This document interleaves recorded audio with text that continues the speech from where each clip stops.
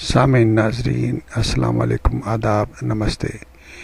Infection control society کے YouTube channel پر صحت.net میں آپ کو خوش آمدید کہتے ہیں۔ آپ کا میزبان ڈاکٹر حسن نواب آپ کی خدمت میں حاضر ہیں۔ کھانسی اور کف کے بارے میں معلومات دینا چاہیں گے۔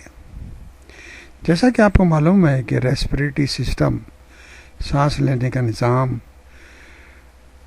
گلے میں ٹریکیا اور اس کے بعد اس کی نالیوں پر مشتمل ہوتا ہے، اور وہ نالیاں لنگس میں یعنی کہ پھیپھڑوں میں کھلتی ہیں، جہاں پر سانس کی ایلویولائی ہوتی ہیں اور سانس لینے کا عمل مکمل کیا جاتا ہے۔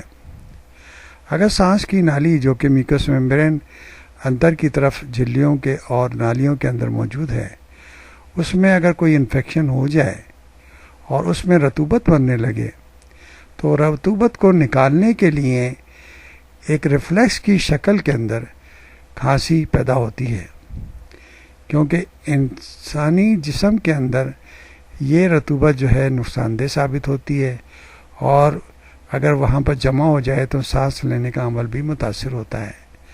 تو قدرت نے یہ نظام رکھا ہے کہ اگر یہ رطوبت جمے سانس کی نالیوں میں تو فوری طور پر سوزش پیدا ہو، اور سوزش پیدا ہونے سے کھانسی کا عمل یا کھکار کے ذریعے وہ رطوبتیں باہر نکال کے پھینک دی جائیں، جو کہ ایک بلغم کی شکل میں ہوتی ہیں۔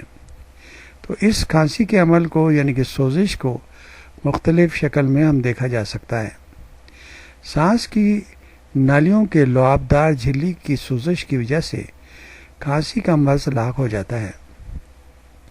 سردی کی کھانسی میں عموماً بوڑھے اور بچے جلد متاثر ہوتے ہیں، اور ویسے تو یہ کھانسی چند روز بعد خود بخود معدوم ہو جاتی ہے، لیکن اگر پرہیز نہ کیا جائے تو یہ دائمی صورت بھی اختیار کر سکتی ہے۔ نئے سردی میں اضافے کے باعث مرض کی شدت بھی بڑھ جاتی ہے۔ کھانسی کے مسائل مختلف جراثیمی انفیکشن میں بھی سامنے آتے ہیں، خاص طور پر جیسے ٹی بی کے مرض کے دوران کھانسی مسلسل رہتی ہے، کیونکہ رطوبت بنتی رہتی ہے اور رطوبت بننے کے لیے اس کا اخراج ضروری ہوتا ہے۔ اگر یہ رطوبت خونی مائل ہو یعنی کہ اس میں خون شامل ہو جائے تو فوری طور پر تپ دق یا ٹی بی کی طرف سوچنا چاہیے اور اس کے علاج معالجے کی طرف توجہ دینی چاہیے۔ اس کے علاوہ اور بھی انفیکشن اور بھی جراثیم کھانسی کی شکل کے اندر مسائل پیدا کرتے ہیں۔